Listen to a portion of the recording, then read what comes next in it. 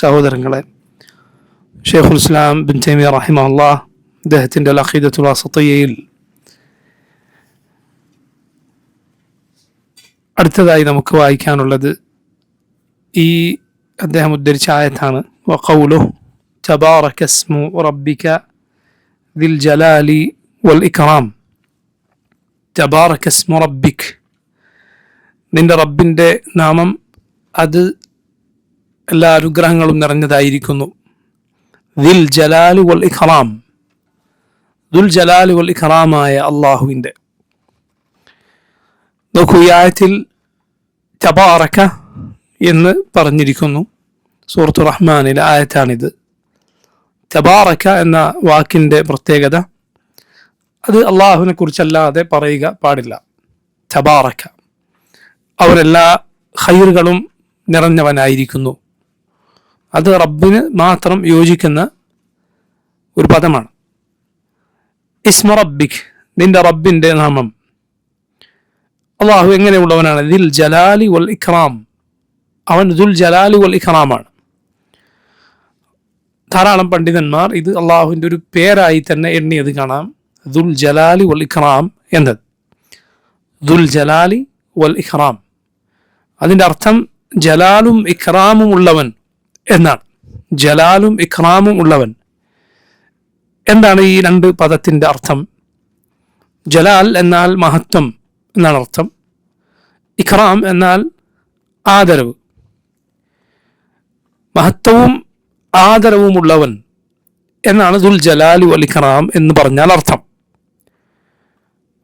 എന്താണ് അതുകൊണ്ട് ഉദ്ദേശം? നമുക്ക് ഏവർക്കും കേൾക്കുമ്പോൾ തന്നെ മനസ്സിലാകുന്നത് പോലെ അള്ളാഹു എല്ലാവിധ മഹത്വവും നിറഞ്ഞവനാണ്.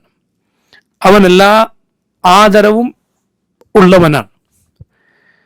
അവൻ്റെ പടപ്പുകളാൽ മഹത്വപ്പെടുത്തപ്പെടുന്നവനാണവൻ. അവൻ്റെ പടപ്പുകൾ ആദരിക്കുന്നവനാണവൻ. അതുപോലെ ഇതിൻ്റെ മറ്റൊരു അർത്ഥമാണ് അള്ളാഹു മഹത്വം നൽകുന്നവനാണ്, അതുപോലെ അള്ളാഹു ആദരവ് നൽകുന്നവനുമാണ്. ഇത് രണ്ടും യോജിക്കുന്നത് കൊണ്ട് രണ്ടും ഈ പേരിൻ്റെ അർത്ഥമായി വരുന്നതിൽ യാതൊരു തടസ്സവുമില്ല.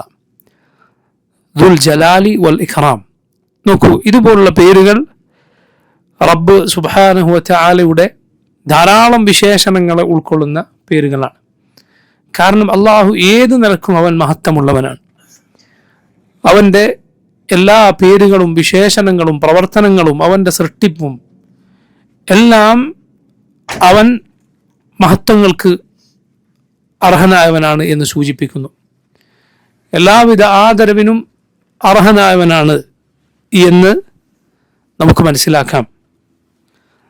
അതാണ് ദുൽ ജലാലി വൽ ഇക്റാം എന്ന് പറഞ്ഞാൽ.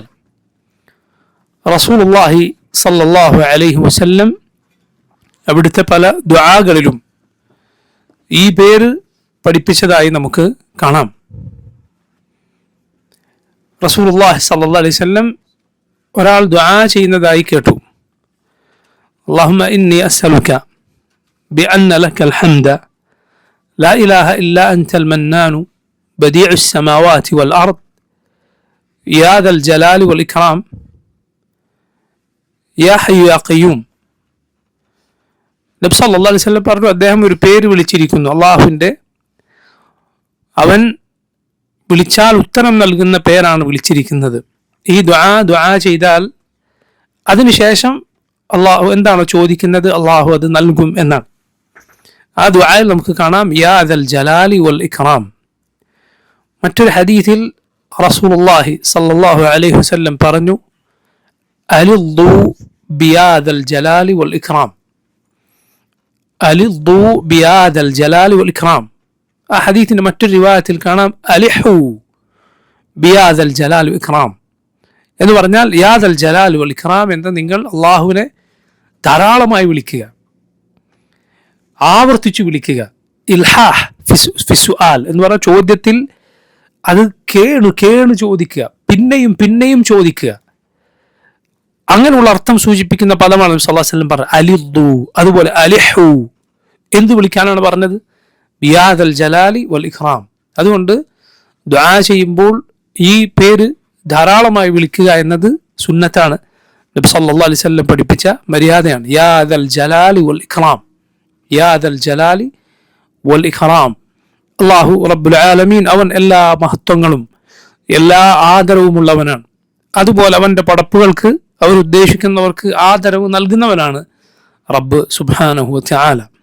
അള്ളാഹുവിനെ തഅദീം ചെയ്യുക, അള്ളാഹുവിനെ മഹത്വപ്പെടുത്തുക എന്നത് അള്ളാഹുവിൽ വിശ്വസിക്കുന്ന ഏതൊരാളുടെയും ബാധ്യതയാണ്. അള്ളാഹുവിനെ തഅദീം ചെയ്തിരിക്കണം. അവൻ്റെ ദീനിൻ്റെ ചിഹ്നങ്ങളെ ആദരിക്കുക അള്ളാഹുവിനോടുള്ള ആദരവിൻ്റെ ഭാഗമാണ്. അള്ളാഹു ഖുർആനിൽ പറഞ്ഞു, ذَلِكَ وَمَن يُعَظِّمْ شَعَائِرَ اللَّهِ فَإِنَّهَا مِن تَقْوَى الْقُلُوبِ. ذَلِكَ وَمَن يُعَظِّمْ شَعَائِرَ اللَّهِ, അള്ളാഹുവിൻ്റെ അടയാളങ്ങളെ ആദരിക്കുന്നുവോ فَإِنَّهَا مِن تَقْوَى الْقُلُوبِ, അത് ഹൃദയത്തിലെ തഖ്വയുടെ ഭാഗമാണ്. ദീനിൻ്റെ ചിഹ്നങ്ങളെ ആദരിക്കുക, അതിനോട് ബഹുമാനപൂർവ്വം പെരുമാറുക എന്നത് അള്ളാഹുവിനോടുള്ള ആദരവിൻ്റെ ഭാഗമാണ്. അള്ളാഹുവിനെ നമ്മൾ അങ്ങേയറ്റം മഹത്വപ്പെടുത്തുന്നു, അവൻ്റെ കെലിമത്തിനെ നമ്മൾ മഹത്വപ്പെടുത്തുന്നു. അതുകൊണ്ടാണ് ഖുർആൻ രേഖപ്പെടുത്തിയ മുസ്ഹഫിനെ ആദരിക്കണം എന്ന് പറയുന്നത്. അത് നിർബന്ധമാണ്. ആരെങ്കിലും ഒരാൾ കരുതിക്കൂട്ടി മുസ്ഹഫിനെ അപമാനിച്ചാൽ, കരുതിക്കൂട്ടി അവൻ അപമാനിക്കാൻ, ഇത് അപമാനമാണ്, അപമാനിക്കുന്ന പ്രവൃത്തിയാണ് എന്നവൻ അറിയാം, എന്നിട്ട് ആ പ്രവൃത്തി ചെയ്താൽ അവൻ ആ പ്രവൃത്തിയോടെ ഇസ്ലാമിൽ നിന്ന് പുറത്തു പോകും. ഉദാഹരണത്തിന് ഒരാൾ നഅൂദു ബില്ലാഹ് മുസ്ഹഫിൻ്റെ മുകളിൽ ചവിട്ടി കയറി നിൽക്കുകയാണ്, അല്ലെങ്കിൽ മുസ്ഹഫ് എടുത്ത് നജസിലേക്കോ മറ്റോ വലിച്ചെറിയുകയാണ്. ആ പ്രവൃത്തി മാത്രം, അത് മാത്രം മതി അവൻ മുർത്തദ്ദായി ഇസ്ലാമിൽ നിന്ന് പുറത്തേക്ക് പോകാൻ. വേറൊന്നും പറയുകയോ ഒന്നും കരുതുകയോ ചെയ്തിട്ടില്ല എങ്കിലും ആ ഒരു പ്രവൃത്തി മാത്രം അവനെ ഇസ്ലാമിൽ നിന്ന് പുറത്താക്കി കളയും. നേരെ മറിച്ച് ഒരാൾ മുസ്ഹഫിനെ ആദരിക്കുകയും ബഹുമാനിക്കുകയും ചെയ്യണം. അള്ളാഹുവിനോടുള്ള അവൻ്റെ ദീനിനോടുള്ള തഅദീമിൻ്റെ ഭാഗമാണത്. അതിൽപ്പെട്ടതാണ് മുസ്ഹഫുമായി ബന്ധപ്പെട്ട ധാരാളം അദബുകൾ പണ്ഡിതന്മാർ പഠിപ്പിച്ചത് കാണാം. ഖുർആൻ അത് ഖുർആൻ രേഖപ്പെടുത്തിയ മുസ്ഹഫ് അത് മറ്റു പുസ്തകങ്ങളുടെ അടിയിൽ വെക്കുക പാടില്ല, അതിൻ്റെ മുകളിൽ അതല്ലാത്ത പുസ്തകങ്ങൾ വെക്കുക പാടില്ല. അതുപോലെ അത് കൈകാര്യം ചെയ്യുമ്പോൾ, അത് മറിക്കുമ്പോഴും മറ്റുമൊക്കെ സൂക്ഷ്മത പുലർത്തേണ്ടതുണ്ട്. തറയിൽ വെക്കരുത്, തറയിൽ വെക്കുക പാടില്ലാത്തതാണ്. അതല്ല എങ്കിൽ മറ്റുള്ള എന്തെങ്കിലും പുസ്തകങ്ങൾ കൊണ്ട് നമ്മൾ ചെയ്യുന്ന കാര്യങ്ങൾ, ഉദാഹരണത്തിന് ഒരു പാത്രം മൂടി വെക്കുക, അതിന് മുസ്ഹഫ് ഉപയോഗിക്കരുത്, അതിന് മുസ്ഹഫ് ഉപയോഗിക്കാൻ പാടില്ല. അത് മുസ്ഹഫിനോടുള്ള അനാദരവാണ്. ഞാൻ പറഞ്ഞത് ചില കാര്യങ്ങൾ അനാദരവാകുമോ അല്ലേ എന്നതിൽ ആളുകൾക്ക് അവ്യക്തത ഉണ്ടാകും. അങ്ങനെയുള്ളത് ഒരാൾ അറിയാതെ ചെയ്താൽ കാഫറായി പോയി എന്നല്ല ഞാൻ പറഞ്ഞത്. മറിച്ച് അനാദരിക്കലാണ്, അപമാനിക്കലാണ് എന്ന് ആർക്കും അറിയാവുന്ന കാര്യങ്ങൾ ഒരാൾ കരുതി കൂട്ടി ചെയ്താൽ ഇസ്ലാം ഒന്ന് പുറത്തു പോകും. അതുപെട്ടാണ് അതിൽ ചവിട്ടി നിൽക്കുക, അല്ലെങ്കിൽ അത് മ്ലേച്ഛമായ സ്ഥലത്തേക്ക് ഇട്ട് കളയുക എന്നത് പാടില്ല. ഇത് നോക്കുക, ഈ തഅദീം കുട്ടികളെ പഠിപ്പിക്കണം. മനസ്സിലായില്ലേ? സാധാരണ പുസ്തകങ്ങളിൽ വരഞ്ഞിടുന്നത് പോലെ മുസ്ഹഫിൽ വരഞ്ഞിടാനോ മറ്റോ പാടില്ല. അത് ശ്രദ്ധിക്കണം, അത് കീറരുത്, അത് ആദരിച്ചു വെക്കണം എന്നിങ്ങനെ മക്കളെ അതിൽ തർബിയത്ത് ചെയ്ത് എടുക്കണം. പഴയ കാലത്ത് ആളുകൾ കുട്ടികളെ പഠിപ്പിച്ചിരുന്ന നല്ല കാര്യങ്ങൾ പെട്ടതായിരുന്നു അത്, മുസ്ഹഫിനെ ആദരിക്കണമെന്നത്. കാരണം എന്താണ്? മുസ്ഹഫിനെ ആദരിക്കുക എന്നത് അതിൽ അള്ളാഹു എന്താണോ പറഞ്ഞത് ആ കാര്യത്തെ ആദരിക്കുന്നതിലേക്ക് അവരെ നയിക്കും.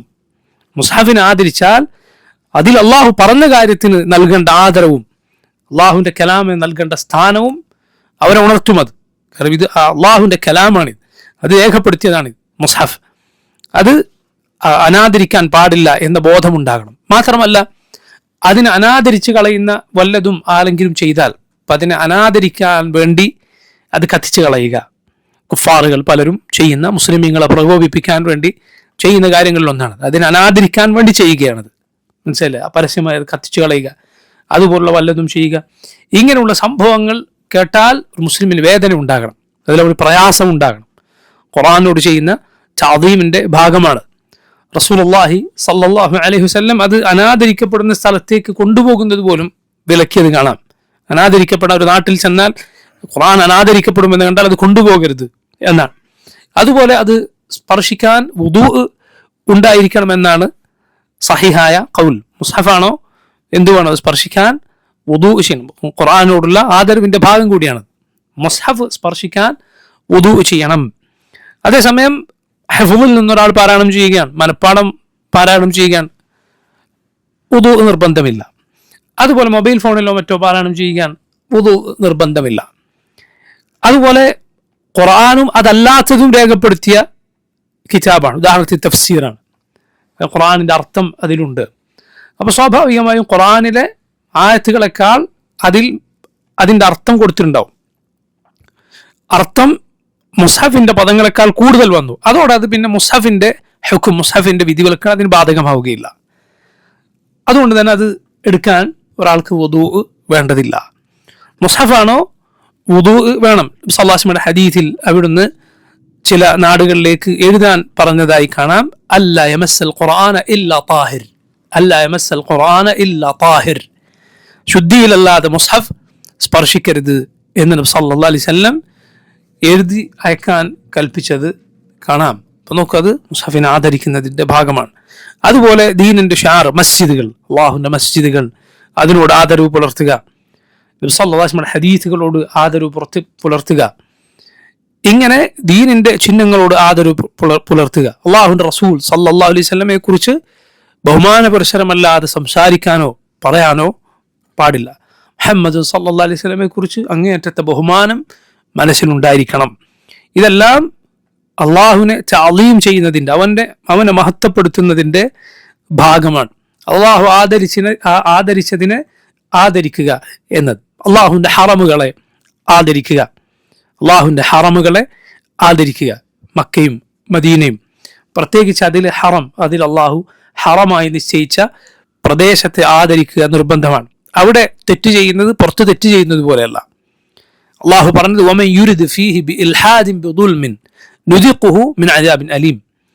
ആരെങ്കിലും അവിടെ ഒരു തിന്മ പ്രവർത്തിക്കാൻ ഉദ്ദേശിച്ചാൽ നാം അവനെ വേദനയേറിയ ശിക്ഷ അനുഭവിപ്പിക്കും. ചെയ്യാൻ തീരുമാനിച്ചാൽ പോലും അള്ളാഹുവിൻ്റെ ശിക്ഷ ഉണ്ടാകും എന്നാണ്. ഇബ്നുൽ ഖയ്യിം റഹിമഹുല്ലാഹ് അദ്ദേഹം പറഞ്ഞു, ഒരു രാജാവിൻ്റെ നാട്ടിൽ എവിടെയെങ്കിലും വെച്ച് അയാളുടെ കൽപ്പന ധിക്കരിക്കുന്നതും അയാളുടെ കൊട്ടാരത്തിൽ കയറി അയാളുടെ കൽപ്പന ധിക്കരിക്കുന്നതും രണ്ടും ഒരുപോലെ ആവുമോ? അയാൾ രണ്ടിനോട് ഒരുപോലെയാണോ പെരുമാറുക? ഒരുപോലെയാണോ ശിക്ഷിക്കുക? അല്ല. എങ്കിൽ മാലിക്കുൽ മുൽക്കായ റബ്ബ് സുബ്ഹാനഹു വ തആലയുടെ ഭൂമിയിൽ എവിടെയും അള്ളാഹുവിനെ ധിക്കരിക്കുന്നത് തെറ്റാണ്. അള്ളാഹുവിൻ്റെ ഭൂമിയാണ്. പക്ഷേ അതിൽ അള്ളാഹു കൂടുതൽ പ്രത്യേകത നൽകിയ സ്ഥലങ്ങളിൽ വെച്ച് അള്ളാഹുവിനെ ധിക്കരിക്കുക എന്നത് കൂടുതൽ ഗൗരവകരമാണ്. നോക്കൂ, തിന്മ അത് എണ്ണത്തിൽ വർദ്ധിക്കും എന്നതുപോലെ അതിൻ്റെ വണ്ണത്തിലും അത് വർദ്ധിക്കും, അതിൻ്റെ കടുപ്പത്തിൽ വർദ്ധിക്കും. നന്മയും അങ്ങനെ തന്നെയാണ്. നന്മ എപ്പോഴും എണ്ണത്തിൽ എന്താകണമെന്നില്ല, കുറേ ആകണമെന്നില്ല. പക്ഷെ അത് ചെയ്യുന്ന അതിൻ്റെ വലിപ്പത്തിൽ അത് വലുതാകും. ആളുടെ നീയത്തിനനുസരിച്ച് അമൽ വലുതാകും. എണ്ണത്തിൽ ഒരു പക്ഷേ കൂടിയില്ല എങ്കിലും, ഇപ്പോൾ ഒരു തിന്മ ചെയ്താൽ 70 തിന്മ ചെയ്ത പ്രതിഫലം അങ്ങനെ വന്നിട്ടില്ല എങ്കിൽ കൂടി അതിൻ്റെ ഗൗരവം വർദ്ധിക്കാൻ മറ്റ് ചില കാരണങ്ങൾ മതിയാകും. ഉദാഹരണത്തിന് പുറത്തുള്ള ഒരാളെ ഉപദ്രവിക്കുന്നത് പോലെയല്ല ഒരാൾ. നബി സല്ലല്ലാഹു അലൈഹി വസല്ലം ഹദീസുകൾ കാണാം, നീ പുറത്ത് ഏതെങ്കിലും വീട്ടിൽ പോയി എത്രയോ വീടുകളിൽ മോഷ്ടിക്കുന്നതിനേക്കാൾ ഗൗരവകരമാണ് അയൽവാസിയുടെ വീട്ടിൽ നിന്ന് മോഷ്ടിക്കുക. കാരണം അയാളോട് ഹക്ക് കൂടുതലാണ്. മറ്റുള്ളവരെ ദ്രോഹിക്കുന്നതിനേക്കാൾ ഗൗരവകരമാണ് മാതാപിതാക്കളെ ദ്രോഹിക്കുക, കുടുംബങ്ങളെ ദ്രോഹിക്കുക എന്നതുപോലെ. അപ്പോൾ നോക്കൂ, അള്ളാഹു ആദരിച്ചവയെ ആദരിക്കുക, അള്ളാഹുവിനോട് അങ്ങേയറ്റത്തെ ആദരവും മഹത്വവും മനസ്സിലുണ്ടാവുക എന്നത് ഈ പേര് പഠിക്കുന്നവരുടെ ബാധ്യതയാണ്. അള്ളാഹുവിൻ്റെ ദുൽ ജലാൽ വൽ ഇക്റാം എന്ന പേര് പഠിക്കുമ്പോൾ നമ്മൾ മനസ്സിലാക്കേണ്ട കാര്യമാണ്. നോക്കിയതിനു ശേഷം ഷെയ്ഖുൽ ഇസ്ലാം റഹിമഹുല്ലാഹ് ഈ കിതാബിൽ അള്ളാഹു അർശിൽ ആരോഹണം ചെയ്തിരിക്കുന്നു, ഇസ്തിവാ ചെയ്തിരിക്കുന്നു, അവൻ്റെ സിംഹാസനത്തിന് മുകളിലായിരിക്കുന്നു എന്ന ആയത്ത് കൊടുക്കുന്നതിന് മുൻപായി ഇനി ഒരുപാട് ആയത്തുകൾ ഷെയ്ഖുൽ ഇസ്ലാം റഹിമഹുല്ലാഹ് അള്ളാഹുവിനെ പോലെ മറ്റാരുമില്ല, അവന് തുല്യനായി ആരുമില്ല എന്ന് ഖുർആനിൽ വന്നിട്ടുള്ള ഒരുപാട് ആയത്തുകളാണ് നൽകിയിട്ടുള്ളത്. അതിനുശേഷമാണ് പൊതുവെ അഹ്ലുസുന്നത്തും അല്ലാത്തവരും തർക്കത്തിലുള്ള അള്ളാഹു അർശിന് മുകളിൽ ആരോഹണം ചെയ്തിരിക്കുന്നു എന്ന അത് വന്നിട്ടുള്ള ആയത്ത് ഉദ്ധരിക്കുന്നത്. അത് തർക്കം ആയതെപ്പോഴാണ്? പിൽക്കാലത്ത് മാത്രമാണ്. അതല്ല എങ്കിൽ സലഫുകളിൽ ഇത് ഇജ്മാ ഉള്ള കാര്യമാണ്. സഹാബത്തും താബിഈങ്ങളും താബിഈങ്ങളും ഒക്കെ ഏകോപിച്ച അഭിപ്രായക്കാരാണ്. അവർക്കിടയിൽ യാതൊരു തർക്കവുമില്ല. അള്ളാഹു ഏഴാകാശങ്ങൾക്ക് മുകളിൽ അവന്റെ അർശിന് മുകളിൽ ഇസ്തിവാ ചെയ്തിരിക്കുന്നു, ആരോഹണം ചെയ്തിരിക്കുന്നു എന്നതിൽ സലഫുകൾക്ക് യാതൊരു തർക്കവുമില്ല. മുൻഗാമികൾക്ക് അവർക്കിടയിൽ ഇജ്മാ ആണ്. പിൽക്കാലത്ത് വന്നവർ മാത്രമാണ് അതിൽ തർക്കമുണ്ടാക്കിയത്. അതുകൊണ്ട് തന്നെ ആ തർക്കത്തിൽ ദീനിൽ യാതൊരു സ്ഥാനവുമില്ല. എല്ലാ അഭിപ്രായ വ്യത്യാസവും പരിഗണിക്കപ്പെടേണ്ടതല്ല എന്ന പാഠം അതിലുണ്ട്. മനസ്സിലായി? എന്തു പറഞ്ഞാലും ചില ആളുകൾ പറയും അതിൽ അഭിപ്രായ വ്യത്യാസമുണ്ട്, അതിൽ രണ്ട് അഭിപ്രായമുണ്ട്, അതിങ്ങനെ അഭിപ്രായമുണ്ട്. പക്ഷെ എല്ലാ അഭിപ്രായ വ്യത്യാസങ്ങളും എന്തല്ല, ദീനിൽ പരിഗണിക്കപ്പെടുകയില്ല. ഉദാഹരണത്തിന് നബി സല്ലല്ലാഹു അലൈഹി വസല്ലം ജന്മദിനം ആഘോഷിക്കുക. ചില ആളുകൾ പറയും അതിൽ പണ്ഡിതന്മാർക്കിടയിൽ അഭിപ്രായ വ്യത്യാസമുണ്ട്. ശരി, നിങ്ങൾ ഈ പറയുന്നത് പിൽക്കാലത്തുണ്ടായ അഭിപ്രായ വ്യത്യാസം മാത്രമാണ്. സലഫുകളിൽ, മുൻഗാമികളിൽ, സഹാബത്തിനിടയിലോ താബിഈങ്ങൾക്കിടയിലോ താബിഈങ്ങൾക്കിടയിലോ ഇങ്ങനെ ഒരു പരിപാടിയേ ഉണ്ടായിട്ടില്ല. അങ്ങനെ ഒന്നും അവർ ചെയ്തിട്ടേ ഇല്ല. അപ്പോൾ നോക്കൂ, ഇജ്മാ നേരത്തെ സ്ഥിരപ്പെട്ടു. ഇജ്മാ അഥവാ മുസ്ലിമീങ്ങളുടെ ഏകോപിച്ച അഭിപ്രായം നേരത്തെ സ്ഥിരപ്പെട്ടു. പ്രത്യേകിച്ച് അത് സലഫുകളാണ്, മുൻഗാമികളാണ്. എങ്കിൽ അവർക്ക് ശേഷം ഉണ്ടായിത്തീരുന്ന അഭിപ്രായ വ്യത്യാസങ്ങൾക്ക് ദീനിൽ യാതൊരു പരിഗണനയുമില്ല. അത് തിരിഞ്ഞു നോക്കാൻ പാടില്ല. അത് ഒരിക്കലും മുൻഗാമികൾക്കിടയിൽ ഒരു വിഷയത്തിൽ അഭിപ്രായ വ്യത്യാസം ഉണ്ടായതുപോലെയല്ല. മുൻഗാമികളിൽ അഭിപ്രായ വ്യത്യാസം ഉണ്ടായാൽ പോലും സഹീഹ് ഏതാണോ അതാണ് സ്വീകരിക്കേണ്ടത്. നബി സല്ലല്ലാഹു അലൈഹി വസല്ലം ഹദീസിനോട് യോജിക്കുന്നത് ഏതോ അതാണ് സ്വീകരിക്കേണ്ടത്, എത്ര ചെറിയ വിഷയമാണ് എങ്കിൽ പോലും. പക്ഷേ അതിൽ പലപ്പോഴും മറ്റൊരു അഭിപ്രായം സ്വീകരിച്ച ആളെ നമ്മളൊരു പിഴച്ചവാദക്കാരനായി പറയുകയില്ല. അത് കേവലമായൊരു അബദ്ധം അദ്ദേഹത്തിന് സംഭവിച്ചു എന്ന് മാത്രം. ഗഫറ അല്ലാഹു ലഹു, അള്ളാഹു അദ്ദേഹത്തിന് പുറത്തു കൊടുക്കട്ടെ, അവിടെ കഴിഞ്ഞു. പക്ഷെ നമുക്ക് ശരിയാണെന്ന് മനസ്സിലായതേ സ്വീകരിക്കാൻ പാടുള്ളൂ. എന്നാൽ നോക്കൂ, അവർക്കിടയിൽ ഒരു അഭിപ്രായ വ്യത്യാസമില്ലാത്ത കാര്യം പിൽക്കാലത്ത് ചില ആളുകൾ ഉണ്ടാക്കിയാൽ ആ അഭിപ്രായ വ്യത്യാസം ഒരിക്കലും പരിഗണിക്കാൻ പാടില്ല. അതല്ല എങ്കിൽ എന്ത് ബിദ്അത്ത് ഉണ്ടായാലും, എത്ര വലിയ കുഫ്ർ ഉണ്ടെന്നാലും അതിന് അനുയായികൾ ഉണ്ടാവും, ഒരു സംശയമില്ല അതിൽ. എത്ര വലിയ ദലാലത്താണെങ്കിലും. ഉദാഹരണത്തിന് ഈ കാലത്ത് ഒരാൾ വന്ന് പറയുകയാണ്, അങ്ങനെ പലതവണ നമ്മൾ കേട്ടിട്ടുണ്ട്, എന്ത്, അയാൾ ഈസയാണ്, ഈസാ നബി അലൈഹിസ്സലാമാണ്. യാ സുബ്ഹാനല്ലാഹ്, അയാൾ ചിലപ്പോൾ 20, 25, 30, 35 ഒക്കെ കൊല്ലം വേറെ പേരിൽ ജീവിച്ച മനുഷ്യനായിരിക്കും. ആ പേരിൽ അയാൾക്ക് പാസ്പോർട്ടും അതുപോലെ അയാളുടെ ഐഡന്റിറ്റി ഒക്കെ നേരത്തെ ഉണ്ടാവും. പിന്നെ കഴിയുമ്പോൾ പെട്ടെന്ന് ഇയാൾ ഈസയായി മാറുന്നത് അലൈഹിസ്സലാം. എങ്ങനെയാണ് അയാൾ പെട്ടെന്ന് ഒരു ദിവസം ഈസാ അലൈഹിസ്സലാമായി മാറുന്നത്? ഈസാ നബിക്ക് നേരത്തെ വേറെ പേരുണ്ടായിരുന്നോ? ഇല്ല, ഈസാ അലൈഹിസ്സലാം.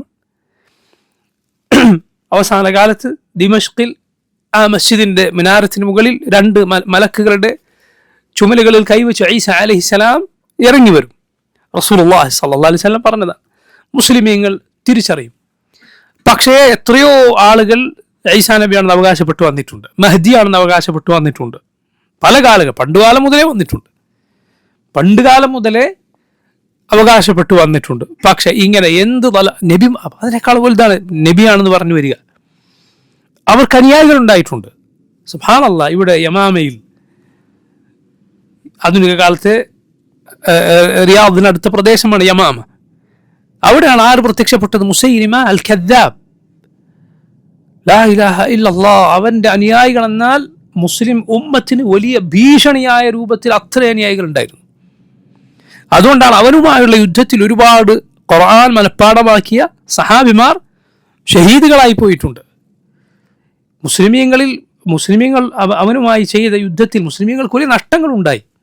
ഒടുവിൽ മഹാനായ സഹാബി സൈഫും മിൻ സുയൂഫില്ലാഹ്, അള്ളാഹുവിൻ്റെ വാളുകളിൽപ്പെട്ട ഒരു വാൾ എന്ന് റസൂലുള്ളാഹി സ്വല്ലല്ലാഹു അലൈഹി വസല്ലം വിശേഷിപ്പിച്ച ഖാലിദ് ഇബ്നുൽ വലീദ് റളിയല്ലാഹു അൻഹുവിൻ്റെ നേതൃത്വത്തിൽ മുസൈലമയെ കൊന്നു. അബൂബക്കർ സിദ്ദീഖ് റളിയല്ലാഹു അൻഹു അതറിഞ്ഞപ്പോൾ ശുക്റിന്റെ സുജൂദ് ചെയ്തു. ശുക്റിന്റെ സുജൂദ്, അള്ളാഹുവിന് നന്ദിയുടെ സുജൂദ് ചെയ്തു. ആര്? അബൂബക്കർ സിദ്ദീഖ് റളിയല്ലാഹു അൻഹു. കാരണം അവൻ ഉണ്ടാക്കിയ ഫിത്ന ചില്ലറയായിരുന്നില്ല. മുഹമ്മദ് സല്ലല്ലാഹു അലൈഹി വസല്ലമയുടെ കാലത്ത് അവൻ ജീവിച്ചിരുന്നിരുന്നു. ആ കാലത്ത് തന്നെ അവൻ നബിയാണെന്ന് അവകാശപ്പെട്ടിരുന്നു. അള്ളാഹുവിന്റെ റസൂൽ സല്ലല്ലാഹു അലൈഹി വസല്ലം അവനെ കദ്ദാബ് എന്ന് പറഞ്ഞു. എന്നിട്ടും നബിയുടെ വഫാത്തിന് ശേഷം അവനെ പിൻപറ്റാൻ ആളുകൾ ഉണ്ടായെങ്കിൽ നിങ്ങൾ ചിന്തിച്ചു നോക്ക്, എത്ര വലിയ ബലാലത്ത് വന്നാലും അതിന് പിന്നാലെ പോകാൻ ആളുകൾ ഉണ്ടാവും.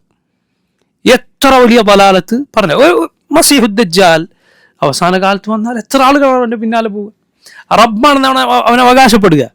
അവൻ്റെ ഒരു കണ്ണ് അത് പൊയ്പോയ കണ്ണാണ്, ഒരു കണ്ണിന് കാഴ്ച ഇല്ല.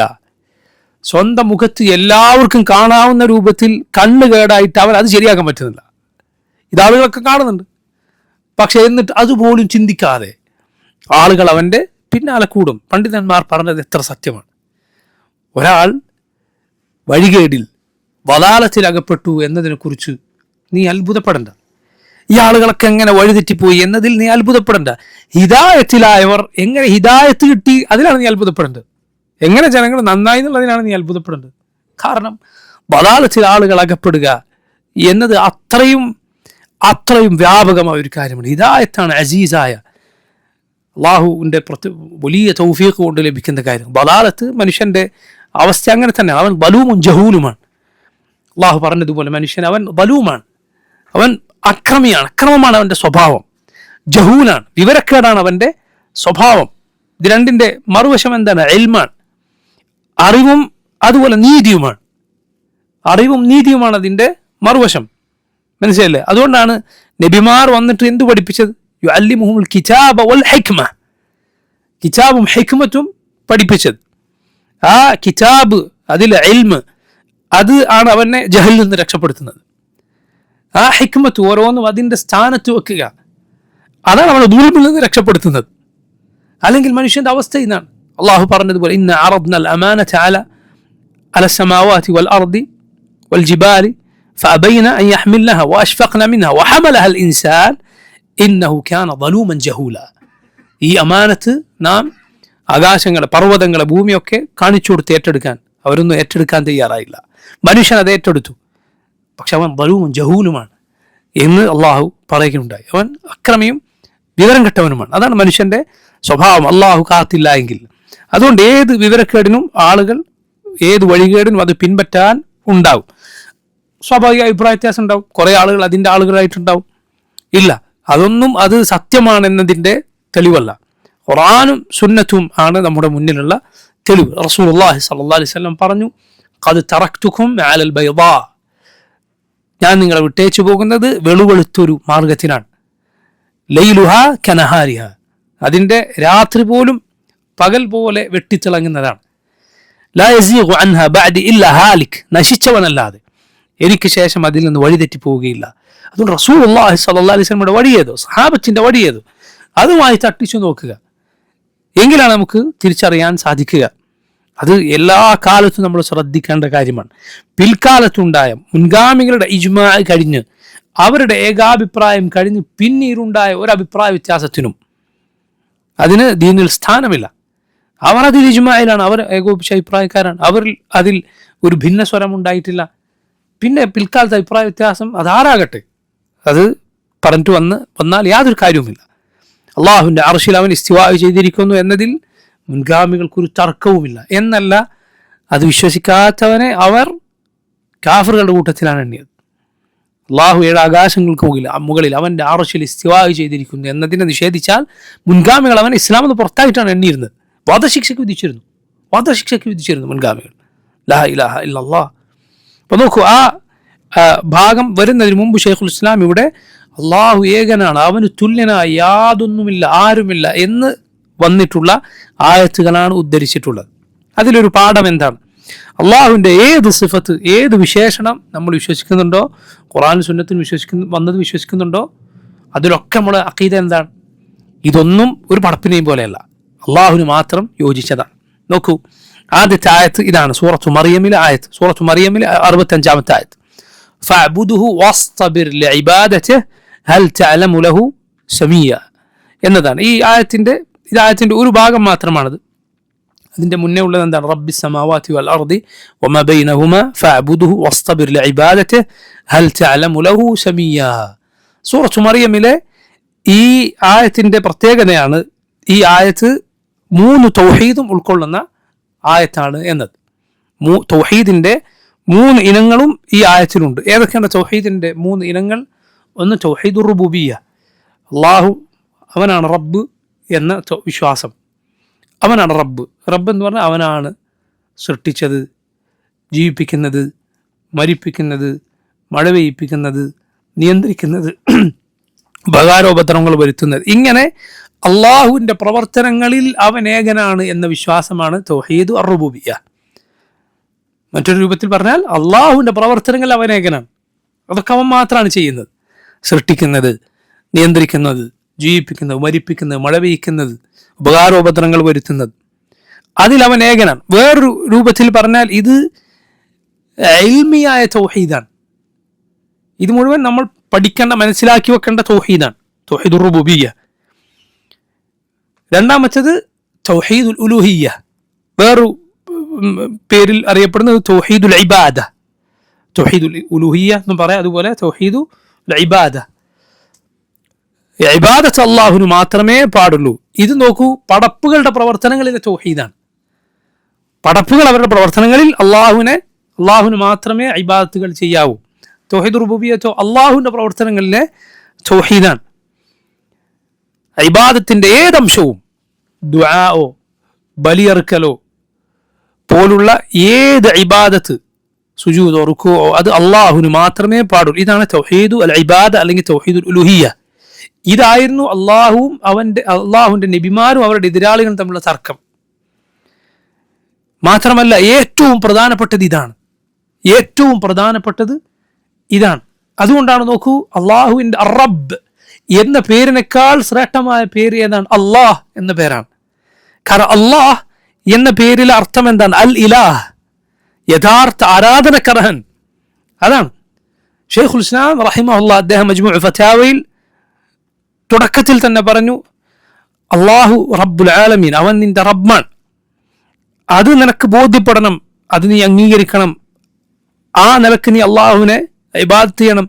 അതിനേക്കാൾ നീ ആവശ്യക്കാരനാണ്, അള്ളാഹു മാത്രമാണ് നിന്റെ ഇലാഹ് എന്ന കാര്യത്തിന്. കാരണം അതിലാണ് നിന്റെ സ്നേഹം, നിന്റെ പ്രതീക്ഷ, നിന്റെ ഭയം എല്ലാം വരുന്നത് ഇതിനാണ്. അതിനാണ് നമ്മൾ പടച്ചതന്നെ അതിനാണ്. വമാ ഖലഖ്തുൽ ജിന്ന വൽ ഇൻസ ഇല്ലാ ലിയഅ്ബുദൂൻ, എന്നെ ഇബാദത്ത് ചെയ്യാൻ വേണ്ടി അല്ലാതെ ഞാൻ ജിന്നിനെയും ഇൻസിനെയും പഠിച്ചിട്ടില്ല. ഏറ്റവും പ്രധാനപ്പെട്ട തൗഹീദ് അതാണ്. ലാ ഇലാഹ ഇല്ലല്ലാഹ് എന്ന കലിമത്ത് അറിയിക്കുന്നത് ഈ തൗഹീദാണ്. മനസ്സിലായില്ലേ? ഈ തൗഹീദിനുള്ള തെളിവായിട്ടാണ് അള്ളാഹു ആദ്യത്തെ തൗഹീദ് ഖുർആനിൽ പറഞ്ഞത്. അള്ളാഹുവാണ് റബ്ബ് എന്ന് നിങ്ങൾ വിശ്വസിക്കുന്നുണ്ടല്ലോ, എങ്കിൽ നിങ്ങൾ അവനെ മാത്രമേ ആരാധിക്കാവൂ. ആദ്യത്തെ തൗഹീദ് ഈ തൗഹീദിന്റെ തെളിവാണ്. ആദ്യത്തെ തൗഹീദ് അംഗീകരിച്ചോ ഒരാൾ എങ്കിൽ അവന് യഥാർത്ഥത്തിൽ ബുദ്ധി ഉണ്ട് എങ്കിൽ ഈ രണ്ടാമത്തെ തൗഹീദ് അംഗീകരിക്കാതെ അവന് തരമില്ല. അതുകൊണ്ടാണ് അള്ളാഹു മുശ്രിക്കുകളോട് പലതവണ ആദ്യത്തെ തൗഹീദ് പറഞ്ഞ് നിങ്ങൾ ഇത് വിശ്വസിക്കുന്നുണ്ടല്ലോ, പിന്നെ എങ്ങനെയാണ് നിങ്ങൾ തെറ്റിപ്പോകുന്നത്?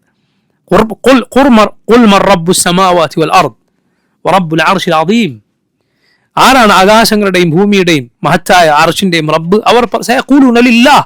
അവർ പറയും അള്ളാഹുവാണ്. അപ്പോൾ അവരോട് ചോദിക്കാൻ പറയാണ്, പിന്നെ എങ്ങനെയാണ് നിങ്ങൾ തെറ്റിപ്പോകുന്നത്?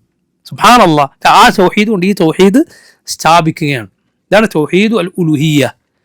മൂന്നാമത്തേത് തൗഹീദുൽ അസ്മാഇ വസ്സിഫാത്ത്. തൗഹീദുൽ അസ്മാഇ വസ്സിഫാത്ത്, അള്ളാഹുവിൻ്റെ പേരുകളിലും വിശേഷണങ്ങളിലും അവൻ ഏകനാണ്. അതിലുള്ള വിശ്വാസം, അള്ളാഹു പഠിപ്പിച്ചതുപോലെ അവൻ്റെ പേരുകളിലും വിശേഷങ്ങളിലും വിശ്വസിക്കുക. നോക്കൂ, നമ്മൾ മുമ്പ് ഈ കിതാബ് തുടങ്ങുമ്പോൾ പറഞ്ഞിരുന്നു, ഈ കിതാബിലെ വിഷയം ഈ തൗഹീദാണ്. മൂന്നാമത്തെ പറഞ്ഞ തൗഹീദാണ് ഈ കിതാബിലെ വിഷയം. നോക്കൂ, ഇതും നേരത്തെ പറഞ്ഞതുപോലെ ആദ്യത്തെ തൗഹീദുർ റുബൂബിയ്യത്തിൽ പറഞ്ഞതുപോലെ ഇൽമിയായ തൗഹീദാണ്, അഥവാ നമ്മളുടെ അറിവിലേക്കുള്ളതാണ് ഈ തൗഹീദ്.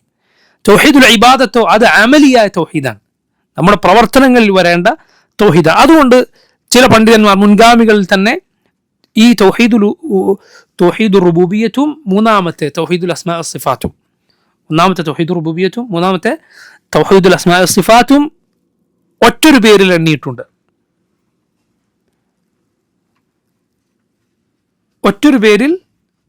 എണ്ണിയിട്ടുണ്ട്. അതെന്താണ്?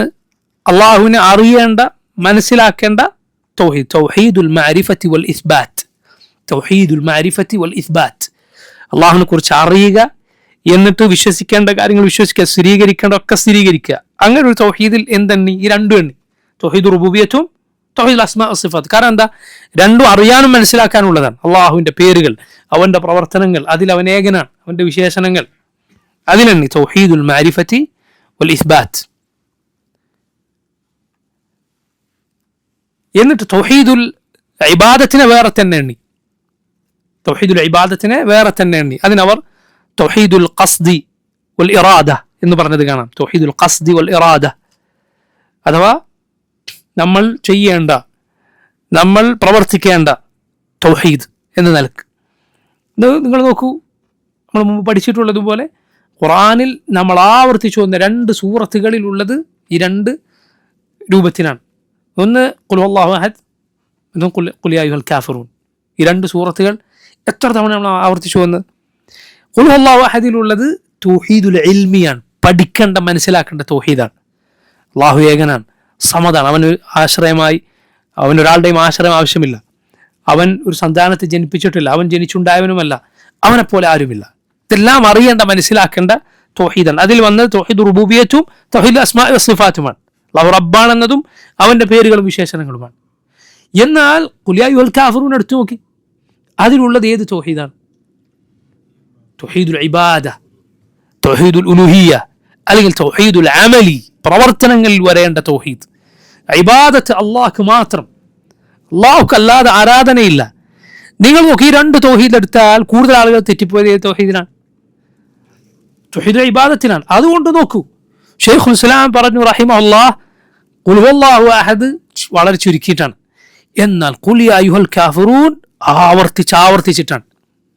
ഖുൽ യാ അയ്യുഹൽ കാഫിറൂൻ ലാ അഅ്ബുദു മാ തഅ്ബുദൂൻ വലാ അൻതും ആബിദൂന മാ അഅ്ബുദു വലാ അന ആബിദുൻ മാ അബദ്തും വലാ അൻതും ആബിദൂന മാ അഅ്ബുദു ലക്കും ദീനുക്കും വലിയ ദീൻ. പറയൂ നബിയെ, യാ അയ്യുഹൽ കാഫിറൂൻ, അവിശ്വസിച്ചവരെ, കാഫിറുകളെ, ലാ അഅ്ബുദു മാ തഅ്ബുദൂൻ, നിങ്ങൾ ആരാധിക്കുന്നതിനെ ഞാൻ ആരാധിക്കുന്നില്ല. വലാ അൻതും ആബിദൂന മാ അഅ്ബുദ്, ഞാൻ ആരാധിക്കുന്ന റബ്ബിനെ നിങ്ങളും ആരാധിക്കുന്നില്ല. വലാ അന ആബിദുൻ മാ അബദ്തും, നിങ്ങൾ ആരാധിക്കുന്നതിനെ ഞാൻ ഇനിയൊട്ട് ആരാധിക്കാൻ പോകുന്നുമില്ല. വലാ അൻതും ആബിദൂന മാ അഅ്ബുദ്, ഇങ്ങനെയാണ് നിങ്ങളുടെ പോക്കെങ്കിൽ ഞാൻ ആരാധിക്കുന്ന റബ്ബിനെ നിങ്ങളും ആരാധിക്കാൻ പോകുന്നില്ല. ഞാൻ അതിൻ്റെ തഫ്സീറുകൾ, ഒരു തഫ്സീറിൻ്റെ അർത്ഥമാണ് പറഞ്ഞത്. എന്തുകൊണ്ട് ആവർത്തിച്ചു എന്നതിൽ വേറെയും തഫ്സീറുകളുണ്ട്. ലക്കും ദീനുക്കും വലിയ ദീൻ, നിങ്ങൾക്ക് നിങ്ങളുടെ ദീൻ എനിക്കെൻ്റെ ദീൻ, അഥവാ എൻ്റെ ദീനും നിങ്ങളുടെ ദീനും തമ്മിൽ യാതൊരു ബന്ധവുമില്ല. നിങ്ങൾക്ക് നിങ്ങളുടെ ദീൻ കൊണ്ട് നടക്കാൻ സ്വാതന്ത്ര്യമുണ്ട്, എനിക്കതിൽ യാതൊരു പ്രശ്നവുമില്ല എന്നല്ല അതിൻ്റെ അർത്ഥം. അത് സമരസപ്പെടലാണ്. ചില ആളുകൾ അങ്ങനെയാണ് ഇതിനർത്ഥം പറയുക. അല്ല, അള്ളാഹു നിങ്ങൾക്ക് അതിന് സ്വാതന്ത്ര്യം തന്നിട്ടില്ല, കാരണം അവൻ്റെ അടിമകളാണ് നിങ്ങൾ. അള്ളാഹുവിനോട് എനിക്കുള്ള ബാധ്യത പോലെ നിങ്ങൾക്കുമുണ്ട്. അവൻ നിങ്ങൾക്കിതിന് സ്വാതന്ത്ര്യം തന്നിട്ടില്ല, അവൻ നിങ്ങളിതിന് ശിക്ഷിക്കും. മറിച്ച് അതിലുള്ളത് ബറാഅത്താണ്. എനിക്ക് നിങ്ങളുടെ ദീനുമായി യാതൊരു ബന്ധവുമില്ല എന്നാണ് അതിൻ്റെ അർത്ഥം.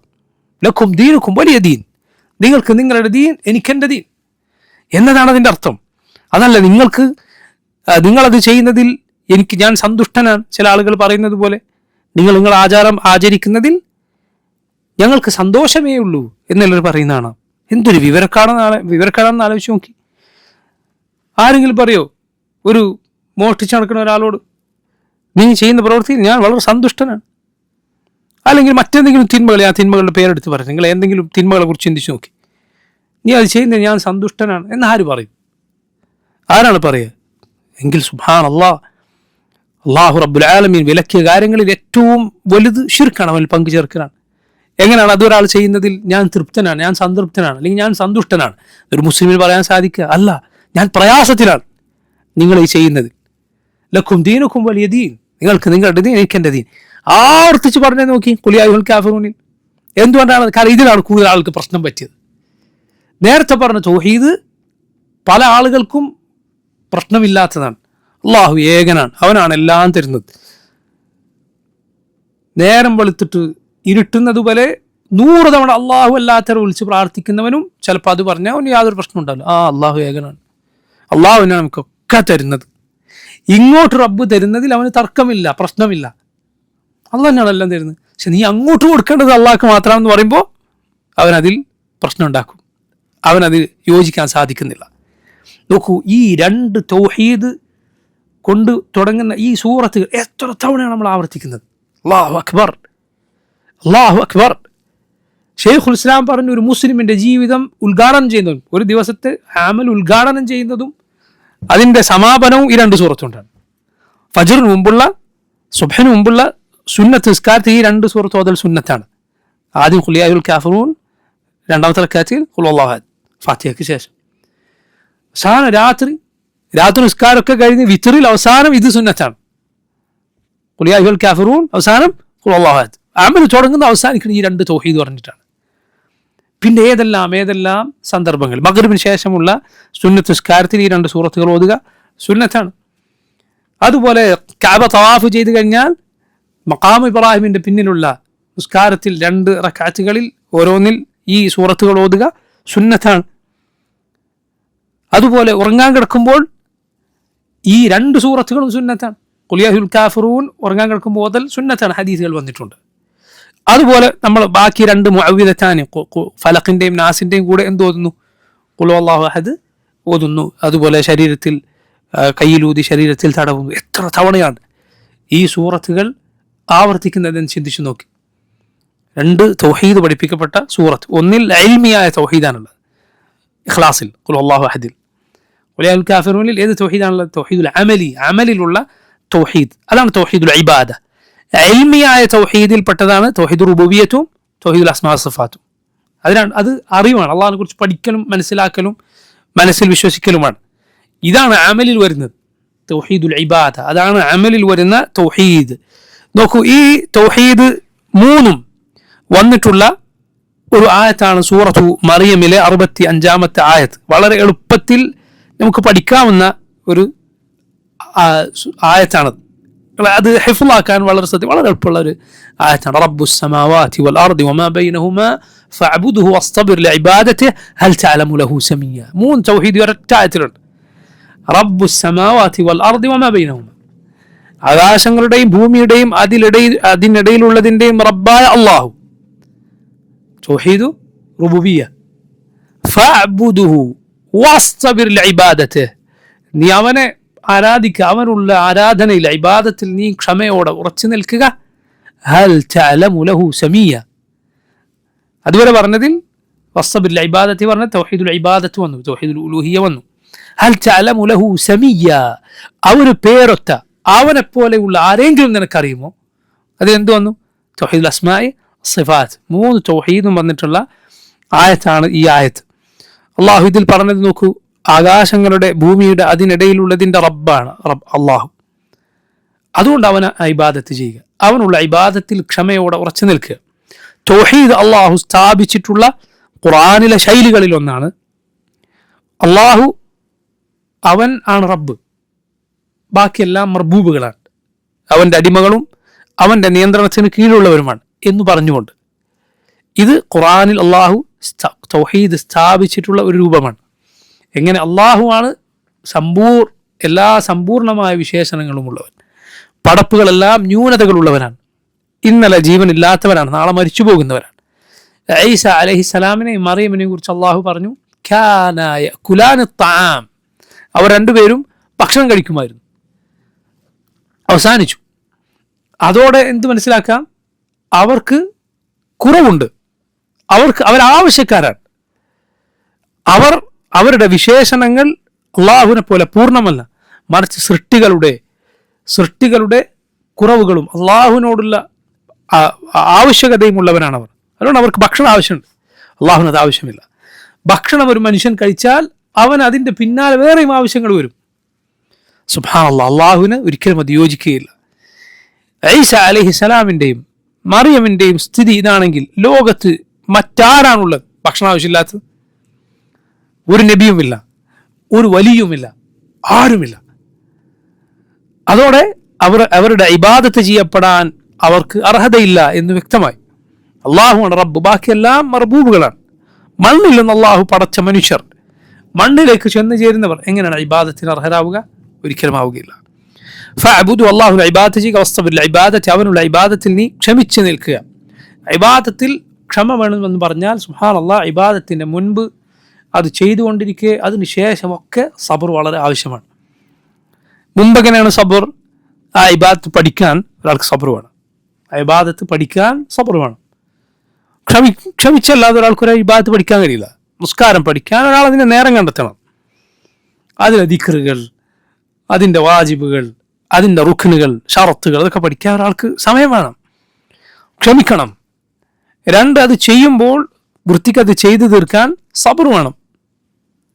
നബി സല്ലല്ലാഹു അലൈഹി വസല്ലം ഒരു തുമഅനീനത്തില്ലാതെ എന്ന് പറഞ്ഞാൽ ഒരു റുക്നിൽ അടങ്ങാതെ, റുക്കു പോവുക എഴുന്നേൽക്കുക, സുജൂദിലേക്ക് പോവുക എഴുന്നേൽക്കുക, ഇതിനാണ് തുമഅനീനത്തില്ലാത്ത നിസ്കാരം എന്ന് പറയുക. പോകുന്നതും വരുന്നതും ഒരുമിച്ചായിരിക്കും. അതിലെന്തില്ല? തുമഅനീനത്തില്ല. നിസ്കാരത്തിലെ റുക്നുകളിൽ ഈ തുമഅനീന, അടങ്ങുക എന്നത് വേണം. മദ്രസയിലൊക്കെ പഠിച്ചിട്ടുണ്ടാവും അടങ്ങുക എന്നത്, അടങ്ങി ഒതുങ്ങുക നിസ്കാരത്തിൽ ഒരല്പസമയമെങ്കിലും. ചില പണ്ഡിതന്മാർ പറഞ്ഞു ഒരു തവണ സുബ്ഹാന റബ്ബിയൽ അളീം എന്ന് പറയുന്ന സമയമെങ്കിലും. അല്പമെങ്കിലും അടങ്ങാതെ നിസ്കാരം ശരിയാവുകയില്ല. അങ്ങനെ നിസ്കരിച്ച ഒരാളോട് നബി സല്ലല്ലാഹു അലൈഹി വസല്ലം പറഞ്ഞു, ഇർജി ഫസല്ലി ഫഇന്നക ലം തുസല്ലി, ഫർജി ഫസല്ലി ഫഇന്നക ലം തുസല്ലി. നീ പോയി നിസ്കരിക്കുക, നീ നിസ്കരിച്ചിട്ടില്ല.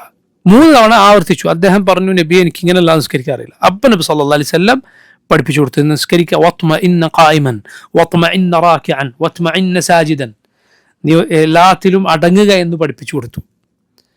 ഇപ്പൊ നോക്കൂ, ഈ തുമഅനീനത്ത് നിസ്കാരത്തിന് റുക്നാണ്. അല്ലെങ്കിൽ നിസ്കാരം ശരിയാവുകയില്ല. ഒരാൾ സുജൂദിലേക്ക് പോകുന്നു, എഴുന്നേൽക്കുന്നു, ശരിയല്ല നിസ്കാരം. അല്പമെങ്കിലും അവിടെ അടങ്ങണം.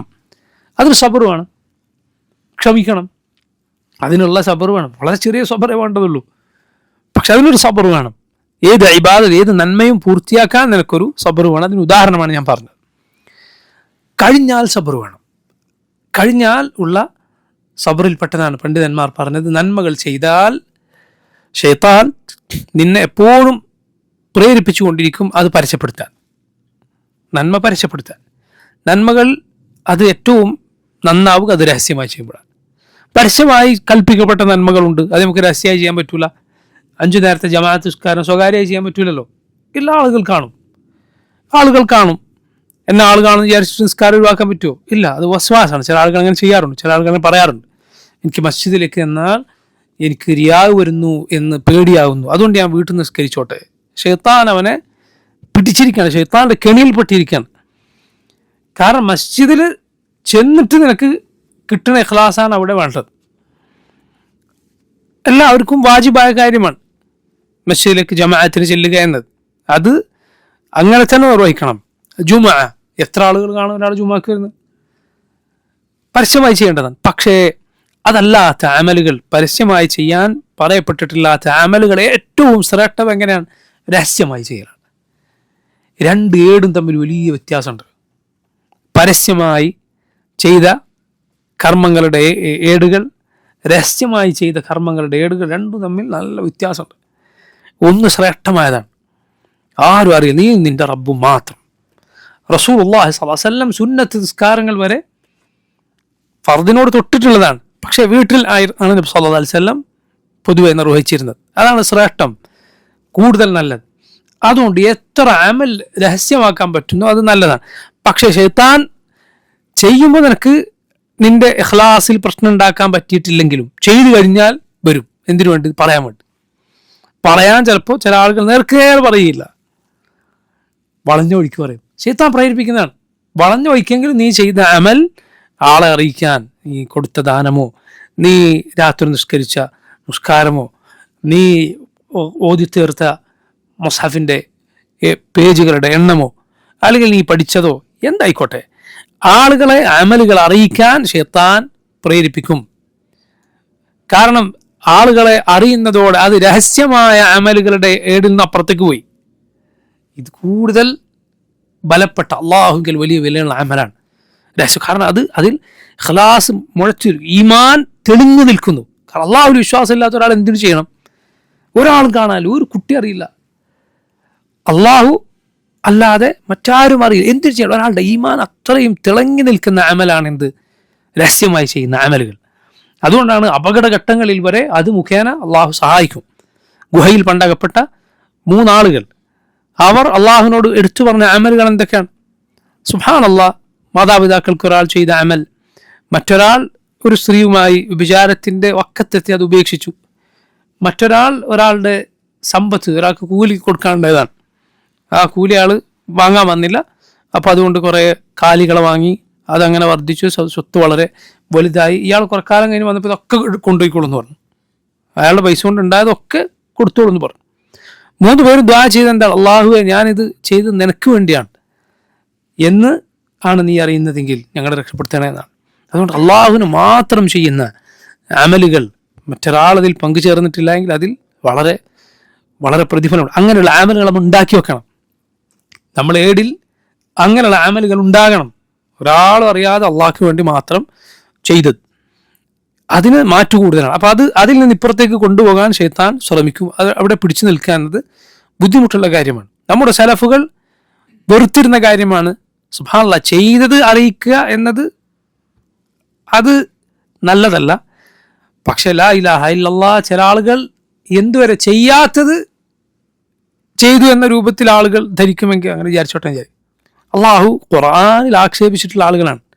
ويحبون أن يحمدوا بما لم يفعلوا فلا تحسبنهم بمفازة من العذاب. ചില ആളുകൾ അവർ ചെയ്യാത്തതിൻ്റെ പേരിൽ പ്രശംസിക്കപ്പെടാൻ ആഗ്രഹിക്കുന്നു. അവർക്ക് ശിക്ഷയിൽ നിന്ന് അവർ രക്ഷപ്പെട്ടു എന്ന് നീ വിചാരിക്കരുത്. അള്ളാഹു പറഞ്ഞാണ് സൂറത്ത് ആല ഇമ്രാനിൽ, ചെയ്യാത്തതിൻ്റെ പേരിൽ പ്രശംസിക്കപ്പെടാൻ അവർ ആഗ്രഹിക്കുന്നു. സലഫുകൾ, മുൻഗാമികൾ, നിങ്ങൾ കേട്ടിട്ടില്ലേ, 3 കൂട്ടർക്ക് ഹിസാബും അദാബും ഇല്ലാതെ, വിചാരണയോ ശിക്ഷയോ ഇല്ലാതെ സ്വർഗമുണ്ട് എന്ന് പറഞ്ഞ ഹദീസ് ഉദ്ധരിച്ച താബിഈ, അദ്ദേഹം ആ ഹദീസ് പറയുന്ന ഒരു കഥയുണ്ട്.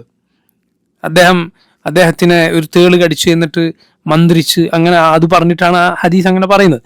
അത് പറയുമ്പോൾ അദ്ദേഹം പറയുകയുണ്ടായി, ഞാൻ രാത്രി ഒരു നക്ഷത്രത്തെ ഇങ്ങനെ കാണുകയുണ്ടായി, ഒരു തീക്കൊള്ളി പോലെ. എന്നിട്ട് ഉടനെ അദ്ദേഹം പറയുകയാണെന്ത്, ഞാൻ രാത്രി നിസ്കരിക്കാൻ എണീച്ചാണെന്ന് നിങ്ങൾ വിചാരിക്കണ്ട, തേള് കടിച്ചിട്ടൊന്നും ഉറങ്ങാൻ പറ്റിയിട്ടില്ല, അങ്ങനെ എണീച്ചതാണ്. അപ്പോൾ നോക്കൂ, രാത്രി ഇങ്ങനെ കണ്ട കാര്യം പറയുമ്പോൾ ഞാൻ തഹജ്ജുദിന് എണീറ്റാണ് എന്ന് ആൾ വിചാരിച്ച് കണ്ട, അദ്ദേഹം അതിന് എണീറ്റല്ല. അപ്പോൾ ചെയ്യാത്തതിൻ്റെ പേരിൽ പ്രശംസിക്കപ്പെടണ്ട എന്ന് വിചാരിച്ച് അദ്ദേഹം പറയുകയാണെന്ത്, ഞാൻ ഇതിനെണീച്ചാട്ടോ, എനിക്ക് ശരീരത്തിൽ തേള് കടിച്ചിട്ട് ഉറങ്ങാൻ പറ്റാത്തതുകൊണ്ട് അന്ന് രാത്രി കണ്ടതാണ് എന്ന് പറയും. സുബ്ഹാനല്ലാഹ്, ചില ആളുകൾ അവരുടെ അമലുകൾ എങ്ങനെയെങ്കിലും പുറത്തേക്ക് പറയുന്നത് കാണാം. അത് പരമാവധി പറയാതിരിക്കുക, പറയാൻ ശൈത്താൻ പ്രേരിപ്പിക്കും. ഇത് ഇബാദത്തിലെ സബ്റാണെന്ന് പണ്ഡിതന്മാർ പറഞ്ഞു. ഫഅബ്ദുഹു വസ്തബിർ ലിഇബാദതിഹി, നീ അല്ലാഹുവിനെ ഇബാദത്ത് ചെയ്യുക, അവനുള്ള ഇബാദത്തിൽ നീ ക്ഷമയോടെ ഉറച്ചു നിൽക്കുക. ഹൽ തഅലമു ലഹു സമീയ, അവന് പേരൊറ്റ വല്ലവരെയും നിനക്കറിയുമോ? സമീ എന്ന് പറഞ്ഞാൽ ഒരർത്ഥാണ് ഞാൻ പറഞ്ഞത്, പേരൊത്ത ആൾ, അള്ളാഹുവിനെ പോലെ പേരുള്ള മറ്റാരുമില്ല. അതുപോലെ മറ്റൊരർത്ഥം സമീയിൻ്റെ അർത്ഥം നിദ്, മസീൽ എന്നൊക്കെ പറയുന്ന അർത്ഥമാണ്. അതായത് അള്ളാഹുവിന് സമനായ, അള്ളാഹുവിനെ പോലെയുള്ള വല്ലവരെയും നിനക്കറിയുമോ? ആരും തന്നെയില്ല, അള്ളാഹുവിന് തുല്യമായി ആരുമില്ല. അടുത്ത ആയത്ത് സൂറത്തുൽ ഇഖ്ലാസിലെ ആയത്ത്, നമുക്ക് എല്ലാവർക്കും അറിയുന്ന ആയത്ത്, വലം യകുല്ലഹു കുഫുവൻ അഹദ്, അള്ളാഹുവിന് കുഫുവായ ആരുമില്ല. കുഫു എന്ന് പറഞ്ഞാൽ ഒത്തയാൾ എന്നാണ്. അള്ളാഹുവിനെ പോലെ, അവന് സമനായി ആരുമില്ല. എന്തിനാണ് ഈ ആയത്തുകളൊക്കെ ഉദ്ധരിക്കുന്നത്? അതായത് അള്ളാഹുവിനെ കുറിച്ച് നമ്മൾ പറയുന്ന ഏത് വിശേഷണങ്ങളിലും അവനെ പോലെ ആരുമില്ല എന്ന പാഠമുണ്ട്. കാരണം അസ്മാ സിഫാത്താണ് ഈ കിതാബിലുള്ളത്. അള്ളാഹുവിൻ്റെ ധാരാളം വിശേഷണങ്ങളാണുള്ളത്. അതിലൊക്കെ അവനെ പോലെ ആരുമില്ല എന്ന് തെളിയിക്കാനാണ് ഈ ആയത്തുകൾ കൊടുത്തിട്ടുള്ളത്. നമ്മുടെ വിശ്വാസം അതാണ് എന്ന് സൂചിപ്പിക്കാൻ. അടുത്ത ആയത്ത് സൂറത്തുൽ ബഖറയിലെ ആയത്താണ്, ഫലാ തജ്അലു ലില്ലാഹി അൻദാദൻ വഅൻതും തഅലമൂൻ. ഫലാ തജ്അലു ലില്ലാഹി അൻദാദ, നിങ്ങൾ അള്ളാഹുവിന് നിദ്ദുകളെ സങ്കല്പിച്ചുണ്ടാക്കരുത്. വഅൻതും തഅലമൂൻ, അറിഞ്ഞുകൊണ്ട്. ഖുർആനിലെ ആദ്യത്തെ വിലക്ക്, മുസ്ഹഫ് നമ്മൾ തുറന്നാൽ ആദ്യത്തെ നഹി, വിലക്ക് ഇതാണ്. ആദ്യത്തെ കൽപ്പനയോ ഇതിന് തൊട്ടുമ്പോഴായത്, യാ അയ്യുഹന്നാസ് ഉഅ്ബുദൂ റബ്ബക്കും, ഓ മനുഷ്യരെ, ഉഅ്ബുദൂ, നിങ്ങൾ ഇബാദത്ത് ചെയ്യുക, ആരാധിക്കുക, റബ്ബക്കും, നിങ്ങളുടെ റബ്ബിനെ. അതാണ് മുസ്ഹഫ് തുറന്നാൽ ആദ്യത്തെ അമ്ർ, ആദ്യത്തെ കൽപ്പന അതാണ് മുസ്ഹഫ് തുറന്നാൽ. സൂറത്തുൽ ഫാത്തിഹ കഴിഞ്ഞ് സൂറത്തുൽ ബഖറയിലെ 21-ാമത്തെ ആയത്താണ്, യാ അയ്യുഹന്നാസ് ഉഅ്ബുദൂ റബ്ബക്കും, ഓ മനുഷ്യരെ, നിങ്ങൾ നിങ്ങളുടെ റബ്ബിനെ ഇബാദത്ത് ചെയ്യുക. അല്ലദീ ഖലഖക്കും, നിങ്ങളെ സൃഷ്ടിച്ചവനായ, വല്ലദീന മിൻ ഖബ്ലിക്കും, നിങ്ങൾക്ക് മുമ്പുള്ളവരെ സൃഷ്ടിച്ചവനായ ആ റബ്ബിനെ ഇബാദത്ത് ചെയ്യുക. ലഅല്ലക്കും തത്തഖൂൻ, അല്ലാഹുവിൻ്റെ ശിക്ഷയെ നിങ്ങൾ തടുക്കുവാൻ, അതിൽ നിന്ന് രക്ഷപ്പെടാൻ വേണ്ടി. الذي جعل لكم الأرض فراشا والسماء بناء وأنزل من السماء ماء فأخرج به من الثمرات رزقا لكم باكيان فلا تجعلوا لله أندادا وأنتم تعلمون. അവനാണ് നിങ്ങൾക്ക് ഭൂമിയെ വിരിപ്പാക്കി തന്നത്, ആകാശത്തെ മേൽക്കൂരയാക്കി തന്നത്, നിങ്ങൾക്ക് മുകളിൽ നിന്ന് മഴ വർഷിപ്പിച്ചു തന്നത്, അത് മുഖേന നിങ്ങൾക്ക് തിന്നാനുള്ള കായികനികൾ ഉൽപ്പാദിപ്പിച്ചു തന്നത്. ഇതെല്ലാം അറിഞ്ഞുകൊണ്ട് അള്ളാഹുവിന് നിങ്ങൾ നിദ്ദുകളെ, സമന്മാരെ ഉണ്ടാക്കരുത്. ആദ്യത്തെ നഹി, വിലക്കിലാണ്. ഫലാ തജ്അലു ലില്ലാഹി അൻദാദ വഅൻതും തഅലമൂൻ. മുസ്ഹഫ് എടുത്താൽ ആദ്യത്തെ അമർ തൗഹീദ്, ആദ്യത്തെ വിലക്ക് ശിർക്ക് ചെയ്യരുത്. സുബ്ഹാനല്ലാഹ്, എങ്ങനെയാണ് ഈ ഖുർആനിൻ്റെ അനുയായികൾക്ക് അള്ളാഹു അല്ലാത്തവരെ വിളിച്ച് പ്രാർത്ഥിക്കാൻ കഴിയുക? ഖുർആനിൻ്റെ അനുയായികൾക്ക്. ഈ ഖുർആൻ മുഴുവൻ പഠിച്ചിട്ട് തൗഹീദ് ഒരാൾക്ക് അറിയില്ല എങ്കിൽ എന്താണ് അവൻ്റെ അവസ്ഥ? ഖുർആൻ എന്തിന് അവതരിപ്പിച്ചു എന്നവന് മനസ്സിലായിട്ടില്ല. അടുത്തത് സൂറത്തുൽ ബഖറയിൽ തന്നെ ആയത്താണ്. ومن الناس من يتخذ من دون الله أندادا يحبونهم كحب الله. സൂറത്തുൽ ബഖറയിലെ 165 ആയത്താണ്. ജനങ്ങളിലുണ്ട് ചില ആളുകൾ, അവർ അള്ളാഹുവിന് പുറമെ ചില നിദ്ദുകളെ, സമന്മാരെ സ്വീകരിച്ചിരിക്കുന്നു. യുഹിബ്ബൂനഹും, എന്നിട്ട് അവരെ സ്നേഹിക്കുന്നു. കഹുബില്ലാഹ്, അള്ളാഹുവിനെ സ്നേഹിക്കുന്നത് പോലെ. എന്നാൽ വല്ലദീന ആമനു അശദ്ദു ഹുബ്ബൻ ലില്ലാഹ്, മുഅ്മിനീങ്ങൾ ഏറ്റവും സ്നേഹിക്കുന്നത് അള്ളാഹുവിനെയാണ്. ഇവർ സമന്മാരെ ഉണ്ടാക്കിയിരിക്കുന്നു എന്ന് പറഞ്ഞാൽ അള്ളാഹ്ക്ക് കൊടുക്കേണ്ട ഇബാദത്ത് ഇവർക്കും കൂടി കൊടുക്കും. അള്ളാഹുവിനെ സ്നേഹിക്കുന്നത് പോലെ ഇവരെയും സ്നേഹിക്കും. എങ്ങനെയാണ് അത് മനസ്സിലാവുക? ഇവർ അള്ളാഹുവിനെ സ്നേഹിക്കുന്നത് പോലെ പടപ്പുകളെ സ്നേഹിക്കുന്നു എന്ന് അത് മനസ്സിലാക്കാനുള്ള വളരെ എളുപ്പമുള്ള വഴിയാണ്. അള്ളാഹുവിൻ്റെ കൽപ്പനകൾ ലംഘിക്കപ്പെട്ടാൽ ഇവർക്ക് പൊതുവെ പ്രശ്നങ്ങൾ ഉണ്ടാവില്ല. തിന്മ ചെയ്യുന്ന കണ്ടാൽ അവന് ചൂടുണ്ടാവില്ല. അല്ലെങ്കിൽ അതിനേക്കാൾ ചൂട് അവൻ എപ്പോഴും ഉണ്ടാവും. അവൻ്റെ വല്ല ഇലാഹുകളെയും ആരെങ്കിലും തൊട്ടു നോക്കട്ടെ, അവൻ പറയും, അവൻ ഇബാദത്ത് ചെയ്യുന്ന, അവൻ ആരാധിക്കാൻ, അവൻ വിളിച്ചു തേടുന്ന ആരെങ്കിലും കുറിച്ച്, മൊഹീദ്ദീൻ ഷെയ്ഖിനെ കുറിച്ച് അങ്ങനെ പറയാൻ പാടില്ല. മൊഹീദ്ദീൻ ഷെയ്ഖ് നമ്മൾ വിളിച്ചാൽ കേൾക്കൂല, അദ്ദേഹം എന്നോ മരണപ്പെട്ടു എന്ന് പറഞ്ഞാൽ കാണാം ഔലിയാക്കൾ ബഹുമാനിക്കുന്നില്ല, ആദരിക്കുന്നില്ല എന്ന് പറയും. അതുപോലെ അള്ളാഹുവിൻ്റെ പേരിൽ സത്യം ചെയ്തിട്ട് അവൻ കളവ് പറയും, ഒരു പേടി ഉണ്ടാവില്ല. അതേസമയം ഏതെങ്കിലും വലിയൻ്റെ പേരിൽ സത്യം ചെയ്തിട്ട് കളവ് പറയുമ്പോൾ അവൻ്റെ മുട്ടുവറക്കും. ചില ദർഗകളുടെ മുന്നിൽ ചെന്ന് അവിടെ തൂക്കിയിട്ടിരിക്കുന്ന കയറിൽ പിടിച്ച് സത്യം ചെയ്തിട്ടെങ്ങാനും ആരെങ്കിലും കളവ് പറഞ്ഞാൽ അവൻ ഉടനെ രക്തം ഛർദ്ദിച്ചു മരിക്കും എന്ന് വിശ്വസിക്കുന്ന ആളുകളുണ്ട്. അള്ളാഹിൻ്റെ പേരിൽ അവൻ എത്ര കളവ് വേണമെങ്കിലും പറയും സത്യം ചെയ്തിട്ട്. ആരാണെങ്കിലും കൂടുതൽ ബഹുമാനിക്കുന്നത്, ആരാണെങ്കിലും കൂടുതൽ സ്നേഹിക്കുന്നത്.